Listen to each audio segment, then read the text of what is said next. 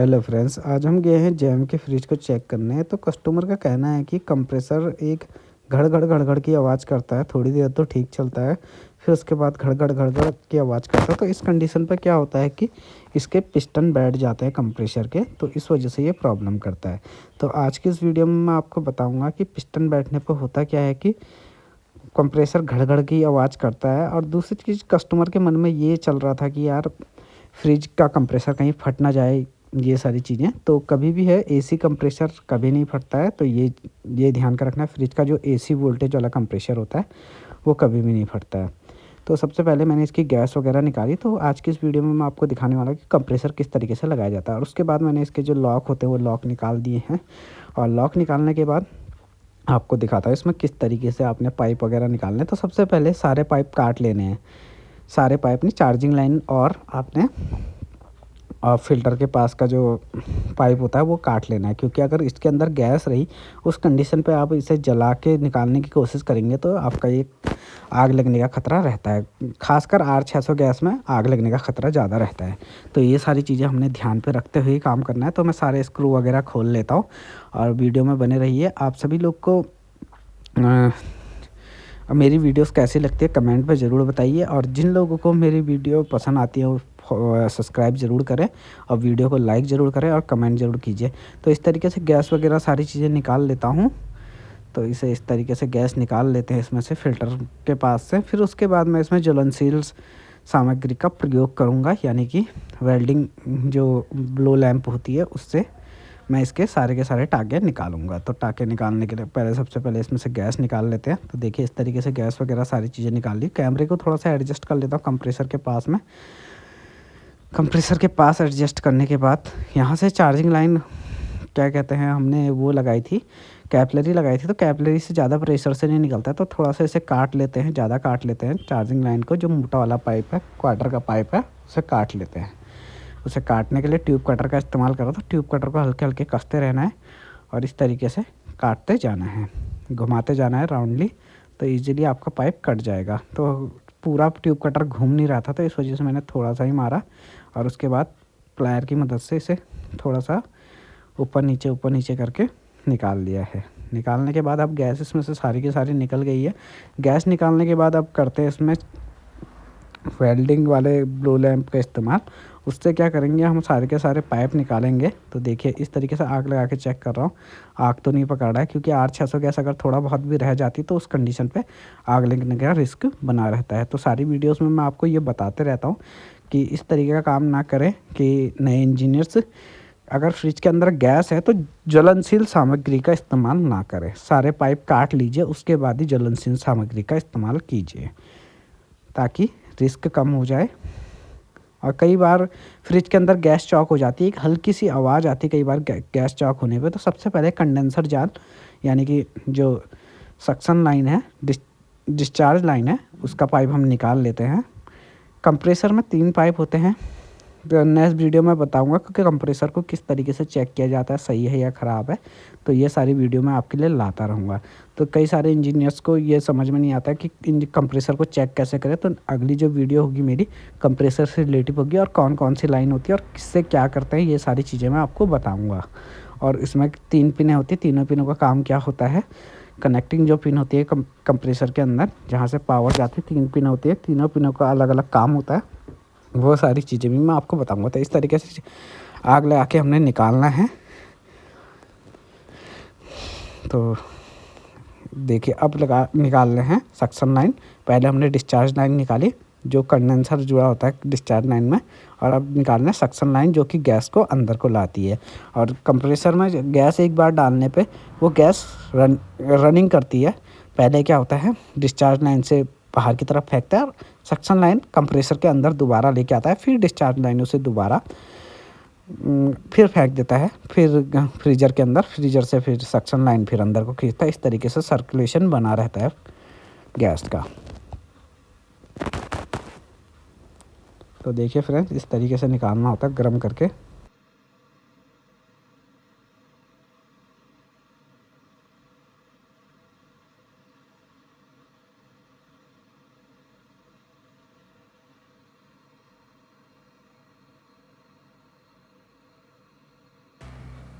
तो इस तरीके से निकालना होता है इस पाइप को। देखिए किस तरीके से निकल गया है पाइप, और देखिए सारी लाइनें हमने निकाल ली है। तो आप देखिए चार्जिंग लाइन में हल्का सा कॉपर का पाइप है, तो मैं इस कॉपर के पाइप को भी निकाल लेता हूँ ताकि मैं जब दूसरे कंप्रेसर में से जोड़ूँ तो मुझे दूसरे पाइप की ज़रूरत ना पड़े। तो इस पाइप को भी निकाल लेते हैं। देखिए इस तरीके से निकाल रहा हूँ। तो आई होप आपको हमारी वीडियोस पसंद आती होंगी। वीडियोस पसंद आती है तो चैनल को सब्सक्राइब, वीडियो को लाइक और कमेंट ज़रूर कीजिए आपको किससे रिलेटिव वीडियो चाहिए। और जो लोग चैनल पर नए हैं वो चैनल को सब्सक्राइब करना ना भूलें, क्योंकि इस तरीके की यूज़फुल वीडियो मैं आपके लिए लाता रहूँगा। और बेल आइकन ज़रूर दबाइए ताकि इस तरीके की यूज़फुल वीडियो सबसे पहले आप तक पहुँचे। तो देखिए चार्जिंग लाइन का भी जो छोटा सा पाइप का टुकड़ा था वो मैंने लगा लिया। तो पिन वॉल्व हम यूज़ नहीं करते क्योंकि पिन वॉल्व कई कबार क्या हो जाती है, लीक हो जाती है, तो कंप्रेसर होता है गर्म। तो ध्यान यही रखना है, हमने जलनशील सामग्री का इस्तेमाल किया है तो कंप्रेसर गर्म होगा। तो इसे निकालने के लिए देखिए मैं प्लायर का इस्तेमाल कर रहा हूँ, और प्लायर से इसका एक साइड के लॉक निकाल लिया। अब दूसरे साइड के लॉक भी निकाल लेता हूँ। लेग जो लॉकों में फंसे हुए हैं वो सारी चीज़ें निकाल लेता हूँ, और उसके बाद लगाऊंगा नया कंप्रेसर। तो नया कंप्रेसर किस तरीके से लगाया जाता है आज की इस वीडियो में मैं आपको ये बताने वाला हूँ। और गैस चार्जिंग से रिलेटिव किसी को अगर वीडियो चाहिए तो मेरे यूट्यूब चैनल में आपको मिल जाएगी। गैस चार्जिंग से रिलेटिव काफ़ी सारी वीडियोज़ हैं मेरे यूट्यूब चैनल में, तो आप चैनल पर जाके विजिट करके देख सकते हैं वहाँ पर कि गैस चार्जिंग से कौन सी वीडियो है गैस चार्जिंग से रिलेटिव। तो हमने अभी कंप्रेसर निकाल के अलग कर लिया है, तो कंप्रेसर रख देते हैं साइड में। अब लगाते हैं इसमें नया कंप्रेसर। तो देखिए कंप्रेसर तिरछा भी हो गया। इसमें से सबसे पहले नए कंप्रेसर के साथ इसके रबड़ के वाशर नहीं आए थे, वाशर निकाल लिए हैं। तो नए कंप्रेसर में लगाएंगे वाशर, और इसे पहले करते हैं साइड ताकि जगह बने रहे। तो इसे साइड को धक्का मार लेता हूँ ताकि मेरा हाथ वगैरह ना लगे इसमें। तो थोड़ा सेफली करना है कि गर्म चीज़ों को ना ही पकड़े तो ज़्यादा बेस्ट है, क्योंकि बहुत ज़्यादा गर्म होता है, हाथ के छाले तक निकल जाते हैं, खाल तक निकल जाती है, इतना गर्म होता है। तो अभी हम लगाते हैं नया कंप्रेसर। लो जी फ्रेंड्स, नया कंप्रेसर ये रहा। तो नया कंप्रेसर देखिए ये आ गया है, इसे लगाते हैं। इसमें सबसे पहले जो रबड़ के वाशर है वो लगा लेते हैं। रबड़ के वाशर लगाना ज़रूरी है। नए कंप्रेसर को हम आड़ा तिरछा कैसा भी कर सकते हैं, क्योंकि इसमें ऑयल होता है, ऑयल नहीं गिरना चाहिए। और नए कंप्रेसर में आपके सारे पाइपों में एक रबड़ के ढक्कन लगे हुए आते हैं, तो इस वजह से ऑयल वगैरह नहीं गिरता है। तो पहले कंप्रेसर को तिरछा वगैरह कर लीजिए, उसके बाद ही रबड़ के जो ये ढक्कन है वो उसके बाद ही निकालें। तो अब पहले कंप्रेसर को लगा लेते हैं, अच्छी तरीके से कंप्रेसर को फिट कर लेते हैं, और इसके जो लॉक हैं उन लॉकों में बैठा लेते हैं, और ये पत्ती लगा लेते हैं। पत्ती लगाने के बाद आपको दिखाएंगे कि किस तरीके से इसे वेल्ड किया जाता है पाइपों को। तो ये सारी चीज़ें भी मैं आपको इस वीडियो में दिखाने वाला हूँ। तो पत्ती को अच्छी तरीके से लगाना है, जिस साइड की जो पत्ती है वो पत्ती आपने उसी साइड लगानी है। तो अभी देखिए इस तरीके से पत्ती को लगाया। पत्ती को लगाने के बाद प्लायर से इसे टेढ़ा कर लेना है, और दूसरे साइड की पत्ती भी इसी तरीके से लगानी है। तो देखिए इस तरीके से कंप्रेसर हिल रहा है, तो कंप्रेसर हिलना नहीं चाहिए, इसे फुल्ली टाइट करना है आपने। देखिए अब कम हिल रहा है, टाइट करना है बिल्कुल। कंप्रेसर हिलना नहीं चाहिए, कंप्रेसर हिलेगा तो उस कंडीशन पे फिर ये घड़घड़ाहट की आवाज़ करेगा। और जहाँ तक मुझे लग रहा था कि पुराना कंप्रेसर भी ठीक था, इसी वजह से आवाज़ कर रहा होगा। मगर कस्टमर का भी फ्रिज वारंटी में है, तो कस्टमर कोई भी रिस्क लेना नहीं चाहता है। तो कस्टमर ने कहा कि मुझे नया कंप्रेसर भी लगाना है, तो फ्री ऑफ कॉस्ट उनका नया कंप्रेसर आया है। तो फ्री ऑफ कॉस्ट इसका इंस्टॉलेशन हो रहा है, क्योंकि 1 साल की वारंटी होती है सारे फ्रिजों की, और 1 साल के बाद केवल कंप्रेसर की वारंटी रह जाती है, 5 साल 10 साल। तो ये सारी चीज़ें मैंने कर ली हैं। तो अब देखिए इसमें किस तरीके से बाकी चीज़ें इंस्टॉल करते हैं, ये सारी चीज़ें भी मैं आपको दिखाता हूँ। तो अब कंप्रेसर को इंस्टॉल कर लिया, अभी भी बहुत हिल रहा है, तो इसे मैं लास्ट में कसूँगा, कुछ ना कुछ व्यवस्था करूँगा जिससे कि ये टाइट हो सके फुल्ली। तो देखिए रबड़ के पाइप मैंने निकाल लिए। अब इसके बाद इसमें डालते हैं कंडेंसर पाइप को, और कंडेंसर पाइप को डालते हैं। तो कंडेंसर पाइप को साफ़ करना पड़ता है रेती रेगमार से, तो इसे नहीं कर रहा क्योंकि मैंने टाँका वहीं से निकाला है, तो टाँका इजीली लग जाएगा। अगर आप नए काट के लगाते हैं तो उस कंडीशन पे आपने कंडेंसर पाइप को साफ़ कर लेना है घिस के, जिससे कि टाँका इसमें पकड़े। तो अब मैं सक्शन लाइन भी लगा लेता हूँ।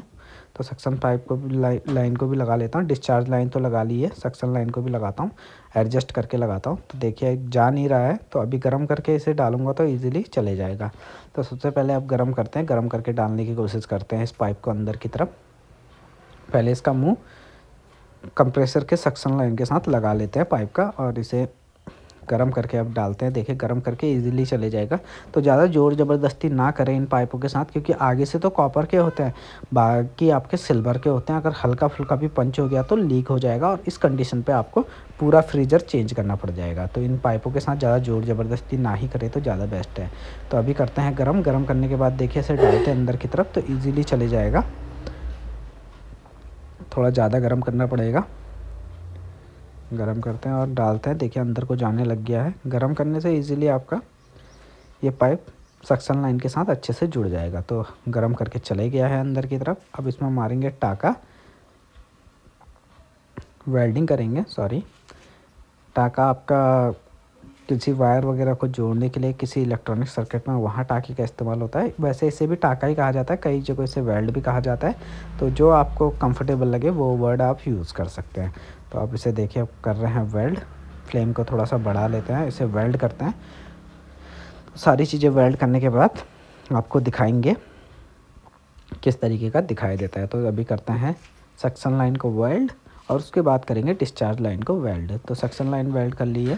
तो सक्शन लाइन वेल्ड करने से पहले हम कर लेते हैं चार्जिंग लाइन को वेल्ड। तो चार्जिंग लाइन को वेल्ड करते हैं। देखिए चार्जिंग लाइन को भी थोड़ा अंदर की तरफ डालना। गर्म करके आप डालिए तो इजीली चले जाएगा। अगर आप ठंडे में डालने की कोशिश करेंगे तो थोड़ा सा मुश्किल हो जाता है। गर्म कर रहे हैं, गर्म करके डालने की कोशिश करते हैं। तो देखिए अभी इजीली चले जाएगा। तो हल्का सा ठोका प्लायर से, ये इजीली चले गया है। अब इसे भी कर देते हैं वेल्ड। देखिए इस तरीके से वेल्ड कर देते हैं। और इस चीज़ का ध्यान ज़रूर रखिए कि आपने जब कभी कंप्रेसर के पास में टाका मारा है तो कंप्रेसर को एकदम से ना चलाएं। कंप्रेसर को थोड़ा सा ठंडा होने दें, उसके बाद ही चलाएं। तो आप या तो ठंडा होने का वेट कर सकते हैं या फिर एक गीला कपड़ा लेके कंप्रेसर को कंप्लीट ठंडा कर लेना है। अगर कॉइल हीट हुई होगी तो उस कंडीशन पे कंप्रेसर की लाइफ कम हो जाती है। आपने स्टार्ट कर दिया तो कंप्रेसर उस समय तो चलेगा, मगर कुछ टाइम बाद कंप्रेसर ख़राब हो जाएगा। इस चीज़ का भी ध्यान हर इंजीनियर को रखना है। तो ये छोटी छोटी सी बातें जो चीज़ें मैं आपको बताता हूँ, तो इन चीज़ों का ध्यान रखेंगे तो आपका काम बिल्कुल परफेक्ट होगा। कस्टमर भी बिल्कुल सेटिस्फाई हो जाएगा कि इंजीनियर ने बेस्ट काम किया हुआ है। तो देखिए अब लगाते हैं इस टाके को।